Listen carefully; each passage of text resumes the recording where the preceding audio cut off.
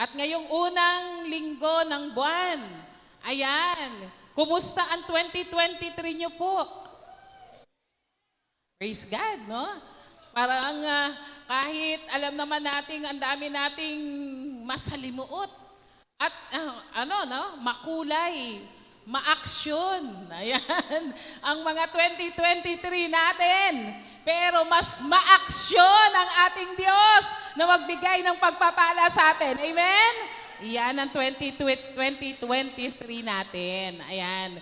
Kasi 'di ba pag tinatanaw natin ang mga nakaraang taon, di natin maiwasang makita din no, yung ating yung ating mga failures, mga kapalpakan, ganyan no. Nung nakaraang Sunday napagpala po tayo at na-realize natin na sa kabila ng mga pagsubok sa buhay, sa kabila ng mga medyo mahihirap na napagdaanan, meron ka pa rin palang ipagpapasalamat sa Panginoon. Amen? Lalo na ngayong 2024. Merong nakahandang mas maganda, mas matibay, may pasabog ang Diyos. Amen po. Para sa 2024 natin. Amen? At ang atin pong pag-aaralan ay God's glorious best for you lies ahead. Ayan. Okay na po, Tizar? God's glorious best for you lies ahead. Ngayon pa lamang po yung sinasabi na po ng Diyos na sa kabila ng mga tatanawin natin, pwede, no? Pero sabi ng Lord, as we move forward, no? Yung forget the past, siguro pwede nating tingnan, pero para mas maganda pa yung gagawin ng Diyos. Maaring maganda, maaring sa tingin po natin ay hindi kagandahan ng mga nangyari sa 2023. Pero yun na nga, no, sa Thanksgiving natin, nung nakaraang linggo, as the year ends, meron pa rin at mas ma-outnumbered ng mga kabutihan ng Diyos yung mga pagsubok natin ng 2023. Amen? Ano pa man yung mga naganap sa atin sa nakaraang taon, ang Diyos ay lagi pa rin may dalang pag-asa. Totoo po ba yan? Malakas na amen po. Amen. May dalang pag-asa dahil si Jesus mismo ang pag-asa. Amen po. This year 2024 again, God's glorious best for you lies ahead. Sinasabi lang, may nag-aantay pang mas. Pag sinabing mas, higit, better, no, kaysa sa nakaraan. Kaya tingnan po natin, no, ang sabi po dyan sa Jeremiah 29, verse 11, bagamat iyan ay bugbog sarado na. Pero grabe, no? Kahit paulit-ulit nating binabalikan, bumubukal yung kapahayagan at yung excitement na binigay ng Lord. Sabay-sabay po tayo. Ready? Go. I, the Lord, tell you this, I have decided what I will do for you. I have plans to help you to do well. I do not want to hurt you. I want to give you hope for a good life in the future. Amen, no? Ang ganda po, no? Sabi diyan, decided. Nung inaral ko po ito, no? Yung pinagguguhit-guhitan ko yung mga action word. No? That the Lord that decided kung ano yung gagawin niya sa atin, 2024. Ang gandang tingnan at balikan na nadesisyonan na pala ng Lord kung ano yung gusto niyang mangyari sa atin sa 2024. Amen? Sabi po sa Tagalog,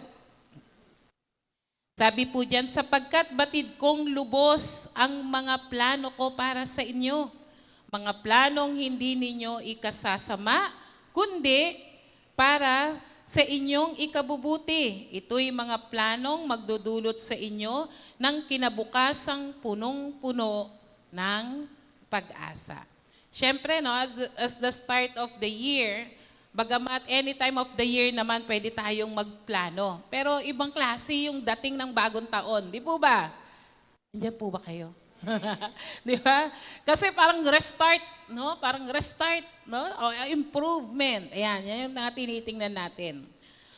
Itong pangako pong ito ay ipinangako po ng Diyos. Ito po ay ang salita ng Diyos na binigay sa pamamagitan po ni Propetang Jeremias, ni Jeremiah, nung panahon na may mga ilan pang mga bihag, no? Mga remnants ng Israel na sa mga panahon na yon ay nabihag na.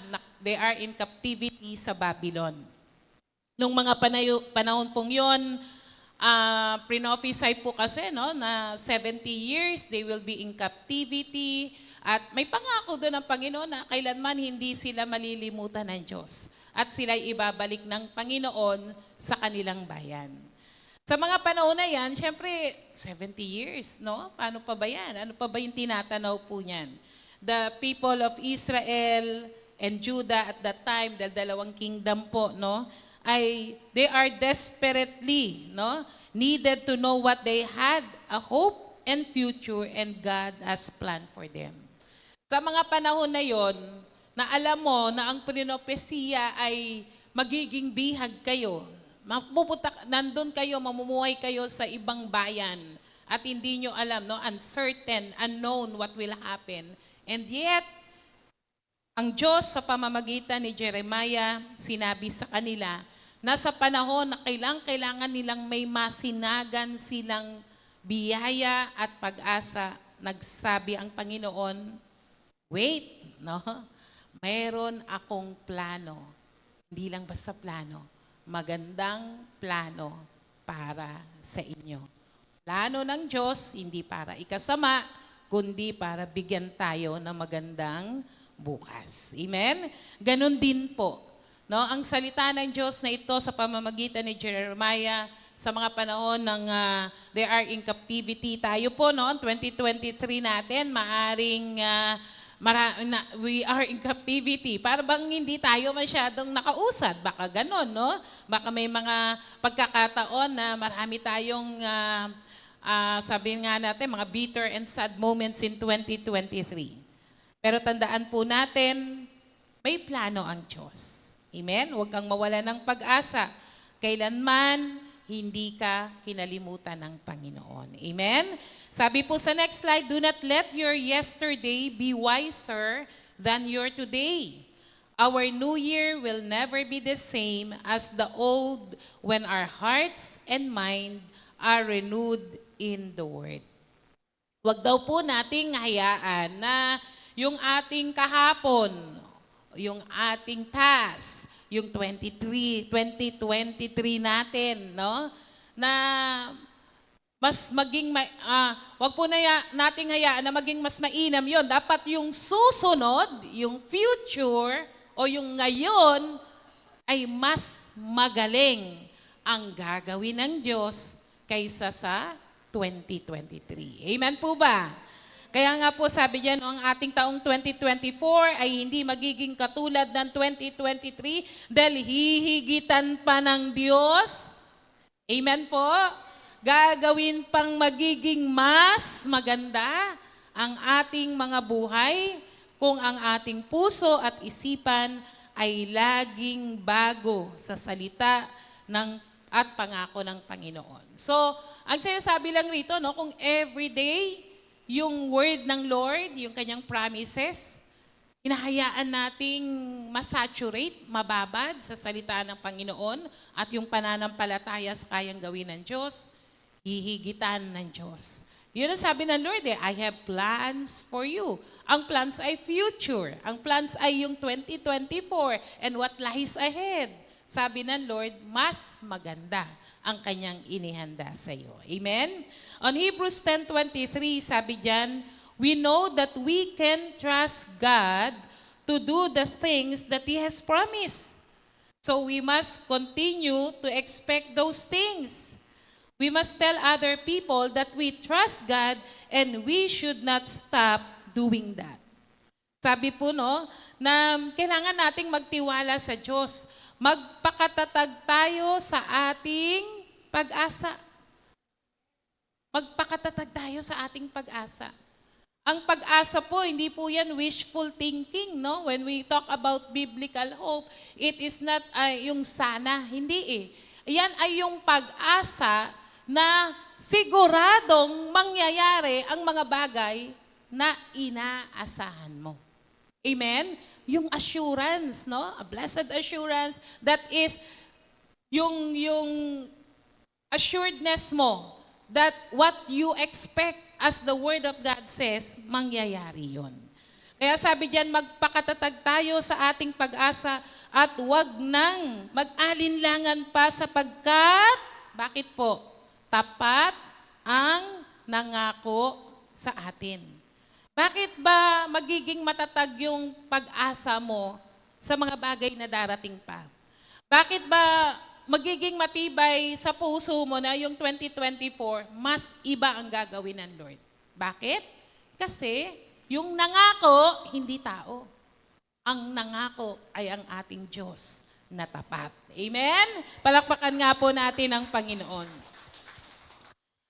Praise God. Kaya nga po, no, na sometimes tayong mga tao sa ating mga pangako, we fail, but God, every word, bawat pangako, bawat salita na lumabas sa kanyang bibig, gagawin. Sabi nga po, no, ng Isaiah, sinusundan ng Diyos, sinisigurado ng Panginoon na ang kanyang mga salita, ang kanyang pangako, gagawin, ipufulfill nito kung ano ang pinangako ng Panginoon. At dahil tapat ang Diyos na nangako sa iyo, ang 2024 natin ay inihanda ng Diyos yung pinakamainam. God's best. Amen? Amen? Ang kagandahan, no, pag mananampalataya ka, maganda na yung ginawa nung nakaraang taon, may ibubuga pa pala. Amen po? May ikagaganda pa. Amen? Kasi yung nakaraan, ibig sabihin, hanggat nasa Panginoon ka, at dahil ang Diyos, hindi siya nagbabago, nananatili siyang tapat. Sabi nga nung binasa natin kanina, no, God has decided. Nagdesisyon na ang Diyos na ang bawat taon at bawat bukas na darating sa iyong buhay, laging mas mainam ang inihanda ng Panginoon. Amen! Malakas na amen po! Amen! Amen! So paano ba at bakit? Bakit na-assured yun ng Lord? Number 1, God has decided your good success. Doon sa binasa natin na Jeremiah 29 verse 11 na easy version o easy translation. Sabi diyan, I the Lord tell you this, I decided. Napagdesisyon na ng Panginoon, na plano na ng Panginoon na ikaw ay bibigyan niya ng mabuting tagumpay. Alam niyo po, ang tagumpay na pag sinabing good success, it is not only having plenty ng mga material na bagay. No? Kundi ito yung sinasabi na yung purpose ng Lord, yung gusto ng Panginoon sa buhay mo, nangyayari. Amen? And that is what good success. God has decided your good success. Ano po sabi sa Joshua chapter 1 verse 8? This book of the law shall not depart out of your mouth, but you shall meditate on it day and night, that you may observe and do according to all that is written in it. For then you shall make your way prosperous, and then you shall deal wisely and have good success. Sabi, ano po sabi sa Tagalog? Ang sabi po sa Tagalog, sa Mabuting Balita Translation, sabi po diyan, sabi sa Joshua 1 verse 8, sundin mong mabuti. Ayan, huwag mong kaligtaang basahin. Sabihin nga po natin, huwag kaligtaang basahin. Ba't sila lang po yata naririnig ko? Dito naman, huwag kaligtaang basahin. Ayun, naririnig ko na sila. Ayan, huwag kaligtaang basahin ang ano po. Sabi diyan, no? Huwag kaligtaang basahin ang aklat ng kautusan. Pagbulay-bulayin ito araw at gabi. Sabihin po natin, araw at gabi. Araw at gabi. Alam niyo po yon? Day and night, di ba? Huwag kalimutan, basahin ang aklat ng kautusan, pagbulay-bulayan iyon araw at gabi upang matupad mo ang lahat ng nakasaad doon. Ang keyword po ng Joshua 1:8 is not hindi lang po yung meditating, kundi yung obey. Ayan, yung word na obedience. Dahil ang pagsunod, ang kadugtong, ang kabuntot ay pagpapala. Amen? At sige, palakpakan nga po muna natin si Lord. Sino bang aayaw na buntutan tayo ng pagpapala? Amen? The blessings that chase us. Isipin mo, ang umahabol sa'yo, hindi yung nangongolekta. Di ba? Ang umahabol sa'yo ay pagpapala. No? Sabi nga po dyan, no? Upang matupad mo kung anong nakasaad doon. Sa ganon. Ibig sabihin, therefore. Pag sinabing therefore or so then, no, bago dumating, no, yung sinabing maging masagana at matagumpay ang iyong pamumuhay, ano po ang kondisyon? Bulay-bulayin ang salita ng Diyos para alam mo kung paano sundin o maging masunurin sa Panginoon. Pag masunurin ka sa Diyos, kadugtong nito, pagpapala, tagumpay, masagana at matagumpay na pamumuhay. Pero para masunod mo ang Diyos, kailangan alam mo ang kanyang salita. Kumusta po ang inyong quiet time ng 2023? Kumusta po yung meditation natin ng 2023? Ang 2024 po ay improvement year. We want more blessings. Amen po ba? So kailangan level up, i-improve, i-correct natin ang ating devotion sa Lord. I-improve yung obedience. Kaya mga kapatid, talagang minsan nagtatanong tayo, Lord, bakit ganito? Kaya naman tayo nagmi-miss. Ibig sabihin, kaya tayo namamali kasi hindi tayo sumusunod. At kaya hindi tayo sumusunod kasi hindi natin binubulay-bulay yung salita ng Panginoon. Amen? So, nakapag-desisyon na si Lord na ang 2024 mo ay good success. At binigay na rin ng Lord yung formula. Baka magtanong ka, how? Paano? Meditate God's Word day and night. No, by obeying God's Word and meditating, ang tunay na tagumpay ay maging matapat tayo at magawa natin kung saan niya tayo tinawag. Kaya ang good success talaga ay yung ma-fulfill yung purpose ng Lord sa buhay natin. Amen po? Amen po? Kung ikaw ay estudyante, ma-fulfill yung promise o yung gusto ng Panginoon sa buhay mo, mabigyan mo ng kaluwalhatian ng Panginoon.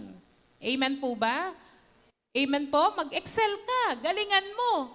Kahit hindi ka katalino tulad ng iba, pag ang Diyos ang nagbigay ng karunungan, daig mo pa yung ibang mga matatalino dahil ang karunungan mo ay ang karunungan ng Panginoon. Amen? Kung tayo naman po nagtatrabaho, ay ba, mas galingan po natin yan. No? Dahil everything na ginagawa po natin, magbigay kaluguran sa Panginoon. Sabi po dyan, your success has been defined by God. Kumbaga, ano ba yung nagdi-define? Ang nagsasabi na kung ano ang katagumpayan, ito yung standard ng Diyos. Hindi kung ano yung pananaw ng tao.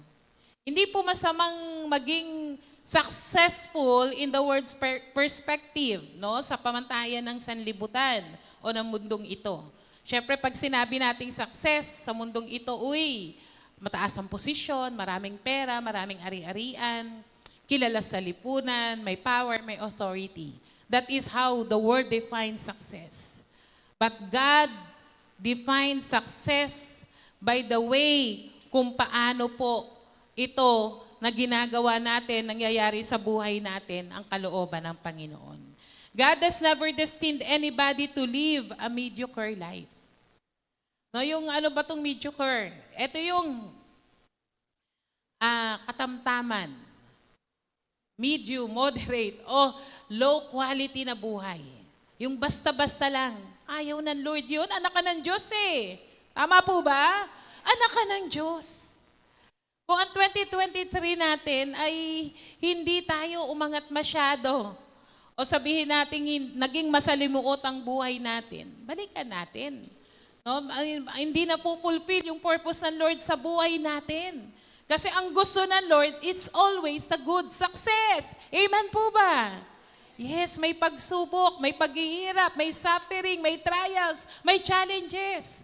Pero kung sumusunod ka sa Panginoon, ginagawa mo yung nais niya, mapagtatagumpayan mo ito. Then, bibigyan ka ng Lord ng masagana at matagumpay na buhay. Amen? Palakpakan po natin ang Panginoon. Praise God. Kaya nga po, no, sa dinisenyo ng Diyos ang ating buhay na maging masagana, matagumpay, at ito yung nais niya na nakasulat sa kanyang salita. Ang tanong, how will you improve your obedience to God? Pag nirate po ba natin yung ating gaano ba ako masunurin sa aking Diyos, sa kanyang salita? I-improve po natin dahil gusto natin ng good success. Amen? Andiyan po ba kayo? Ang gusto ng Lord, this 2024, dinesisyon na ng Panginoon na ang bawat future, bawat ngayon, gagawin ng Diyos na good success. Nasa atin po ang pagsunod. Binigay na ng Lord yung formula. Binigay na ng Lord kung paano, wag nang magtanong, nakalagay na. Amen? Sundin na lang, maging masunurin. Sabi ng Proverbs chapter 3, trust in the Lord with all your heart and don't depend on your understanding. Remember the Lord in all you do and He will give you success. No? Sa bawat binabasa po nating talata, nandun po yung word na success. Good future. Prosperous. Wow, ang gaganda. Sino bang tatanggi sa ganyang salita? No? Sabi ng Lord, sabi diyan sa Proverbs chapter 3, na sa ulado din po natin, no? Sabi diyan magtiwala, no? Sa gayon, sabi, pananalig at katapatan, huwag mong tatalikuran. Sabi po dyan, Proverbs 3, 5, and 6, kayawi ka magtiwala buong puso at lubusan at huwag kang manangan sa sariling karunungan sa lahat ng iyong gagawin. Siya'y ngay alalahanin upang patnubayan ang iyong mga tatahakin. Para sa lahat ng ginagawa natin, alalahanin natin ang Panginoon. Amen? Minsan kasi masyado tayong magaling. Naaalala na lang natin si Lord pag pumalpak na tayo. Pero mas okay pa rin, at least pumalpak ka.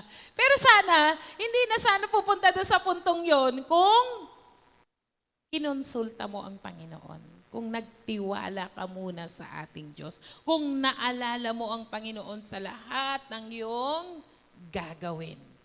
Ang pangako sa atin, the Lord will give you good success. Amen? Kaya magtiwala at bibigyan tayo ng kakayahan. If you don't, sige po, palakpakan nga po natin si Lord. Bitin tayo dyan Praise God. If you don't trust the Lord, you can't accomplish the things He planned for you and you won't have godly success. Hindi na po kailangang by the word itself. Pag talagang sumuway tayo sa Panginoon, huwag kang umasa na magtatagumpay ka. Pero pag sumusunod ka sa Panginoon, kumonsulta ka sa Diyos, sinunod mo yung sinabi niya sa'yo, sigurado, 100% magtatagumpay ka. Amen? The more you obey God's word, the more blessings you will see in your life. Amen? Palakpakan po natin muli ang Panginoon. Number 2, how to receive and why we will receive God's best in 2024. God has designed your great welfare. Kung yung una, dinesisyon na ng Diyos na magtatagumpay ka, sinabi na rin kung paano. Ngayon, sinasabi sa atin, ang dinisenyuhan na ng Diyos. Na ang 2024 mo ay para sa iyong kapakanan, sa iyong mabuting kapakanan, for your great welfare. The beautiful thing about God is that He not only knows exactly who you are right now, but also who you can become. We have just to be willing to seek His will for our life, then develop our potential and start walking out His plans in our life. Nakadesenyo na eh. Di ba? Kaya nga totoo, no, may mga plano tayo. Pero dapat talaga ikinukonsulta at tinatanong sa Panginoon. Dahil ang Diyos lang ang may alam exactly anong status mo ngayon. Anong lagay mo ngayon. Anong condition mo ngayon. At siya rin ang nakakaalam kung susunod ka sa Kanya, ano ang magiging outcome ng buhay mo. God wants always the best for us. Dinisenyo ng Panginoon ang lahat ng bagay sa atin na para ay sa ikabubuti natin, sa ikagaganda ng buhay natin. Sabi diyan, there is nothing, they were extremely well thought of. Yung disenyo ng plano ng Panginoon sa atin ay sa mga architect, yan, sa mga nagpaplano ng paggawa ng bahay o yung mga gumagawa ng mga project study, pag magtatayo ng negosyo, maganda po yan. Pero mas higit dyan ang kaya ng ating Panginoon. Pinag-isipan niyang maigi kung ano ang mangyayari at gagawin niya sa buhay mo. Nothing was left to chance. Nothing is left to blind faith. God is the great designer. There is nothing out there that God hasn't already considered.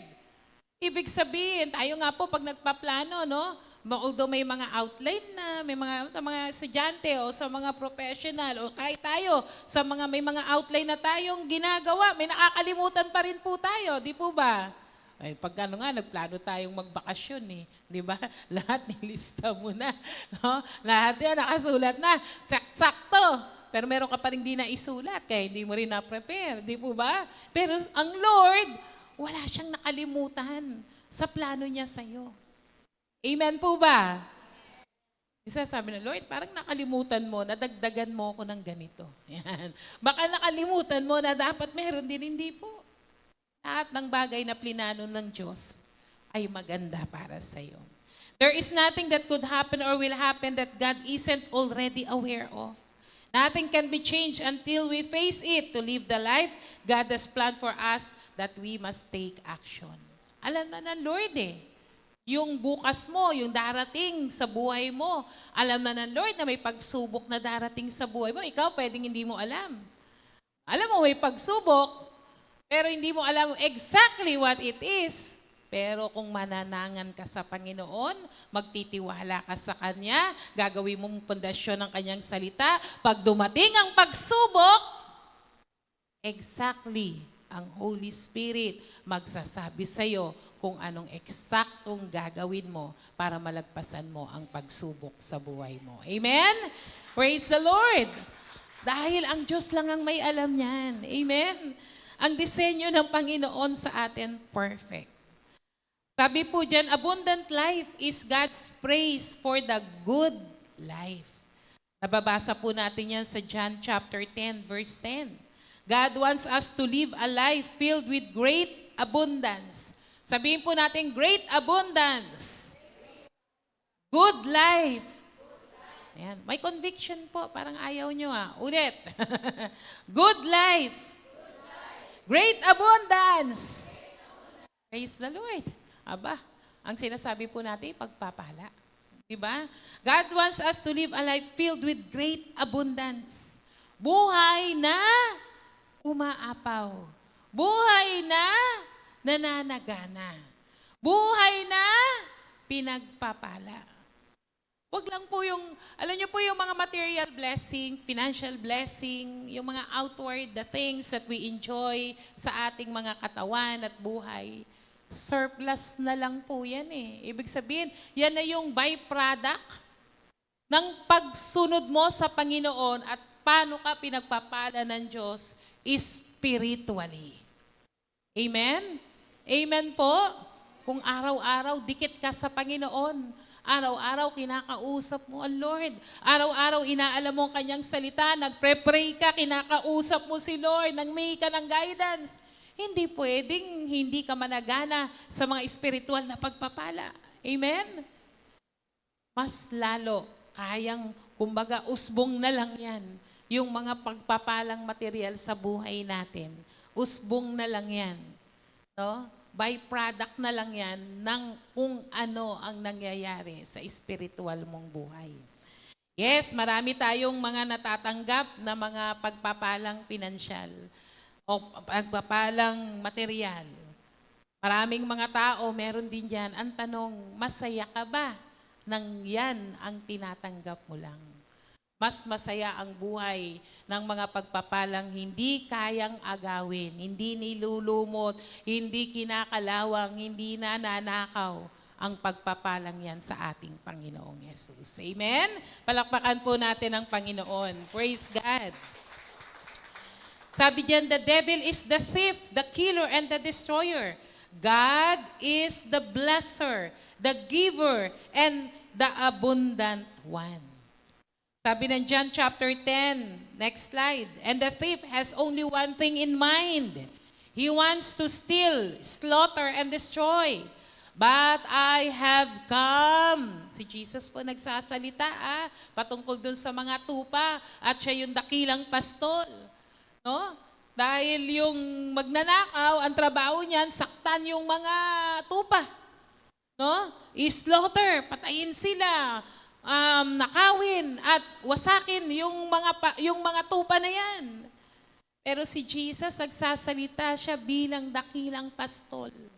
Alam natin yung pastol, nangangalaga ng tupa. Tayo yung mga tupang naligaw. Ang nasa isip ng ating great shepherd, proteksyonan tayo. Ingatan tayo. Amen po ba?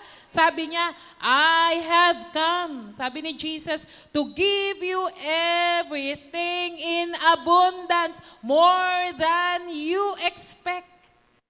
Ang sarap ng ating binasa.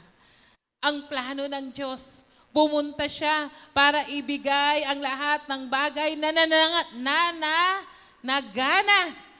Higit pa sa iyong inaasahan, life in its fullness until you overflow. Praise the Lord! Grabe naman Pwede namang sapat na lang. Di po ba? Ang gusto ng Lord, nag-uumapaw. Hindi tumitigil ang Lord, parang baso, no? O parang yung igiban kapag walang tulo sa Maynila. Igib ka ng igib. Si Lord, tila siya yung gripo.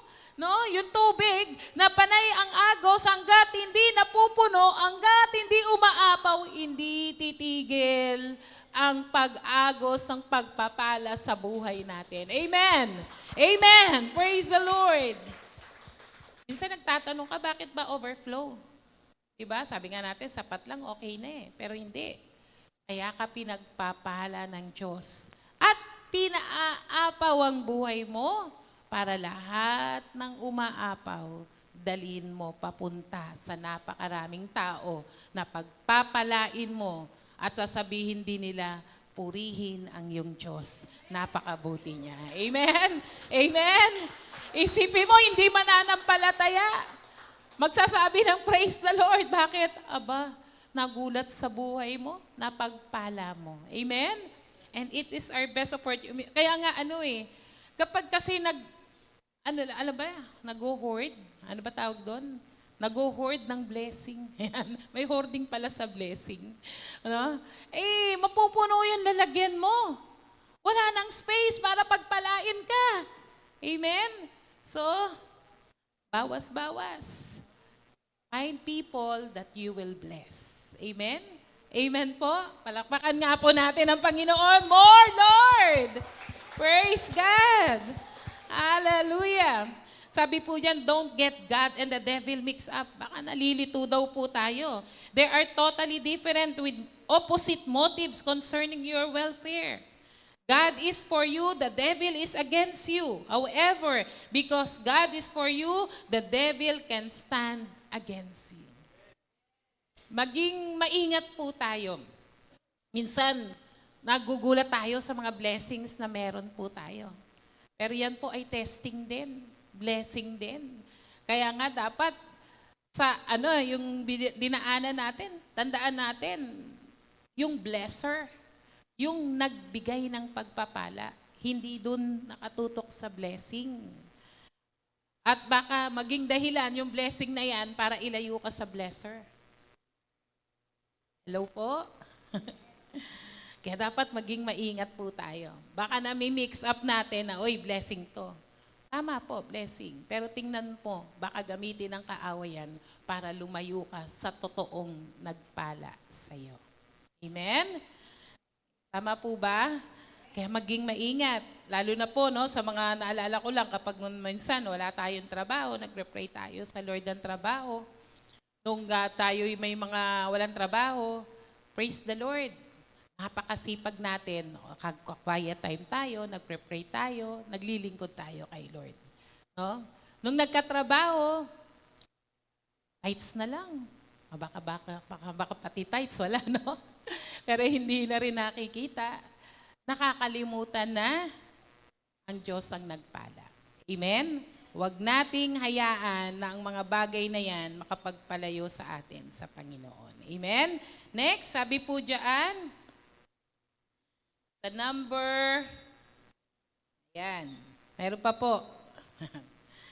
Sabi po dyan sa Galatians chapter 3, if you belong to Christ, then you are now Abraham's child. Amen? And a true heir of all his blessings because the promise of the promise God made to Abraham. Sabi nga dahil tayo ay nananatili kay Kristo, kasama kay Kristo, nanampalataya kay Kristo, ikaw ngayon ay anak ni Abraham. Pag ikaw ay anak ni Abraham, kay Abraham po ibinigay ang pangako. Amen? At tayo, dahil si Abraham ay nanampalataya sa Diyos, kaya itinurin siyang makatwiran, kaya siya'y naligtas dahil nanampalataya siya sa Panginoon, tayo, nakasama, nanampalataya kay Kristo, kasama doon sa pangako na binigay ng Diyos kay Abraham. Totoong tagapagmana ng mga pagpapalang ibinigay ng Diyos kay Abraham. Kaya yung mga pangako ng Lord sa atin, kung ang pangako ng Lord kay Abraham, ang lahat ng kanyang lipi ay kanyang pagpapalain ng bawat henerasyon hanggang henerasyon, kapatid, ikaw ay kasama sa pangako ng Diyos na kanyang pagpapalain. Amen? Number 3, God is determined to your glorious future. Ano ba itong God's best ng Lord? Paano at bakit niya ito gagawin sa atin? Dahil determinado ang Diyos na bigyan tayo ng maluwalhating hinaharap or glorious future. The future for God's children is always great and glorious.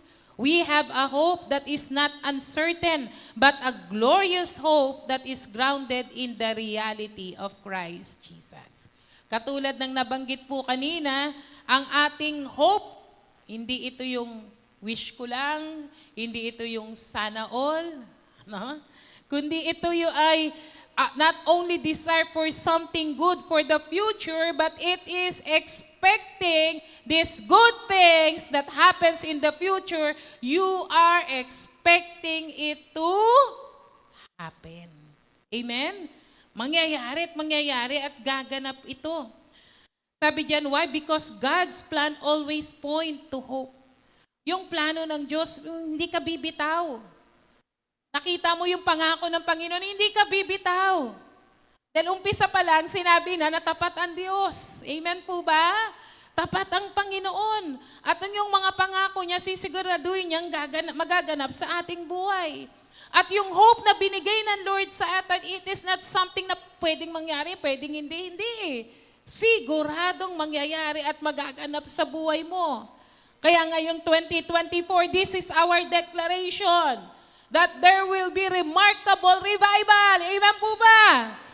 Praise God. Sabihin nga po natin, remarkable revival. Praise God. Ang 2024 natin ay unusual breakthrough. Sabihin po natin, unusual breakthrough.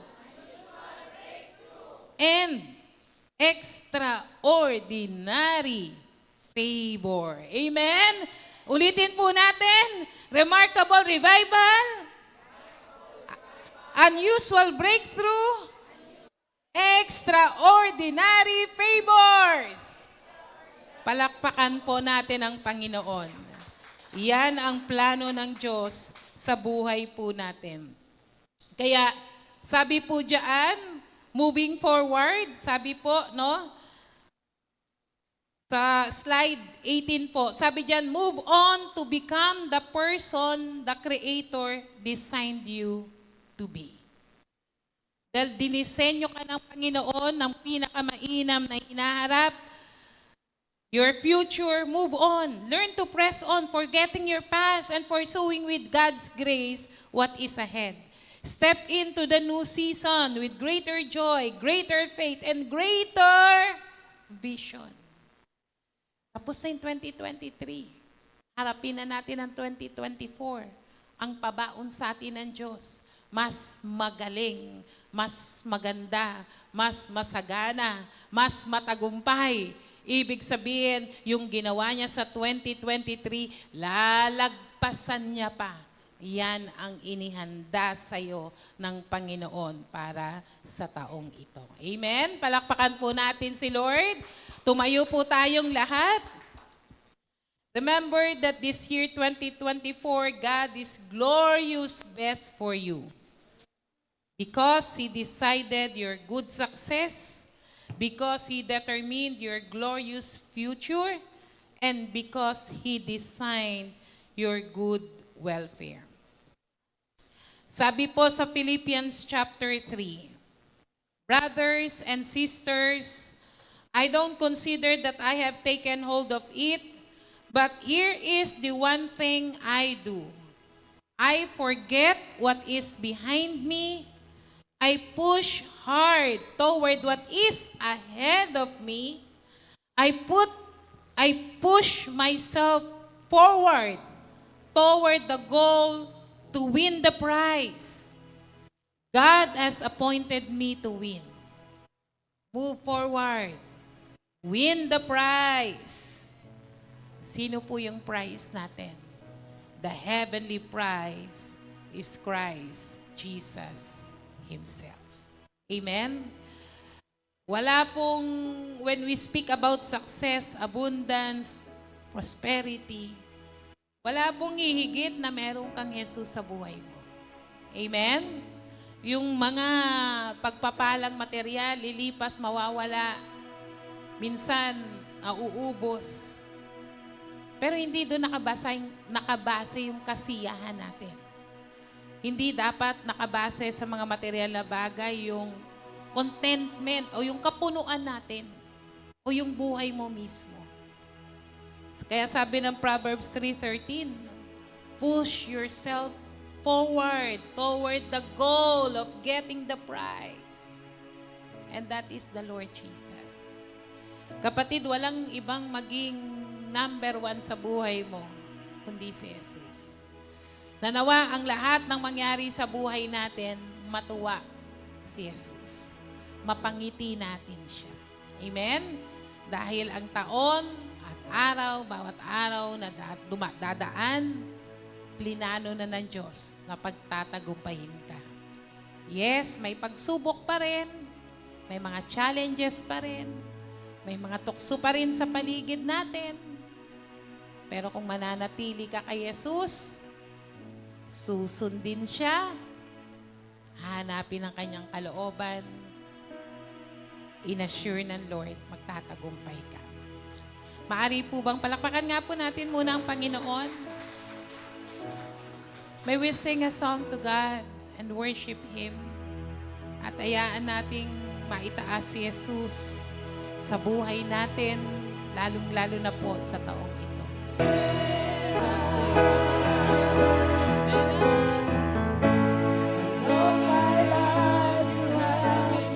Hallelujah. Amen. And all my life you have been so, so good.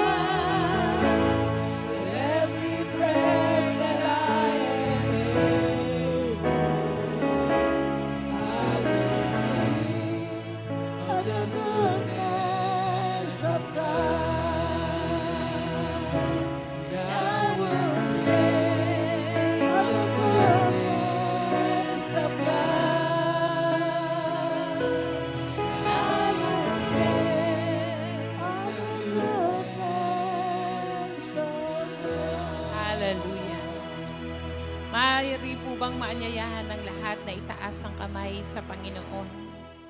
Simbolo ng ating pagsuko ng ating buhay at pagtatalaga sa Kanya ng taong ito.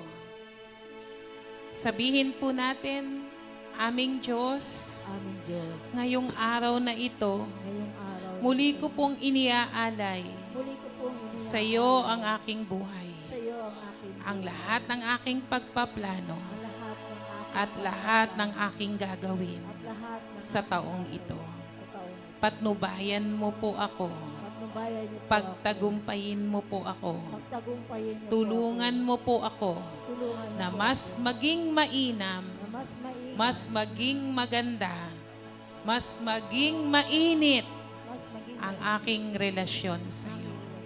Marami pong salamat Maraming pong salamat sa pangalan ni sa Jesus. pangalan ni Jesus. Amen. Amen. Habang nakataas pong yung kamay, patuloy po tayong sumamba sa ating Diyos. Manalangin, manampalataya sa kanyang mga pangako. Father, in the name of Jesus, this year, Lord God, will never be like any other years. Dalang pangako mo, Panginoon, bawat taon, bawat bukas, ay hihigitan mo ang iyong ginawa kaysa sa nakaraan. Maraming salamat po sa iyong pangako na ang plano mo sa amin ay hindi para sa aming ikasasama. Ang plano mo sa amin ay upang kami ay pagpalain, bigyan ng magandang bukas. Hayaan mo na ang salita mong aming narinig ngayong umagang ito. Baguhin mo ang aming mga buhay, ang klase ng aming pagsunod sa iyo, ang klase ng aming pag-aaral ng iyong salita, ang klase ng aming pananalangin, ang aming paglilingkod. Tulungan mo kaming i-level up yung mga yan, Panginoon. Wala pong kaming kakayahan ng sariling amin. Kundi Lord, kung lagi naming hahanapin ang iyong mukha, lagi naming kasasabikan ng iyong salita at magiging masunurin kami, Panginoon, sa iyong mga sinasabi. Ang tunay na tagumpay ay yung nasa gitna kami ng katuparan ng iyong mga plano sa aming buhay. Nawa, Panginoon, ngayong taong ito, mas lagi ka naming mapangiti, mas lagi kang matuwa, mas lagi kang ma-please sa aming mga buhay. Lagi kaming magtiwala sa iyo, ipaubaya sa iyo, sumangguni sa iyo, Panginoon. Alalahanin ka namin sa lahat ng pagdidesisyon, sa lahat ng mga gagawin namin, Panginoon. At alam namin, Banal na Espiritu, gagabayan mo kami sa lahat ng aming mga gagawin, O God. Mas mainit na klase, Panginoon, ng intimacy, ng pagkalapit sa iyo, Panginoon. Ibang klase po ang gagawin mo sa buhay ng bawat isa. Father, I release your mighty blessings, your revival, your breakthrough, your favor, your miracle to abound to your people, Lord God, in the name of Jesus. And we catch it, Lord. Tinatanggap namin, sinasalo namin ang mga pagpapala at pabor, himala, kagalingan, Lord, na yung inahayaan sa aming mga buhay. Thank you, Lord, for the God who is faithful. Thank you, Lord, for the God who fulfills His promises. This 2024 will never be the same again. patuloy kang gumaganap ng mas dakilang bagay sa amin pong buhay. Thank you, Lord, as we receive your blessings, O God. Maraming pong salamat. Hayaan mong maingat naming ibalik sa iyo ang lahat ng papuri, kaluwalhatian at karangalan na narapat lamang sa aming Panginoong Yesus. And everybody says, Amen! Hallelujah!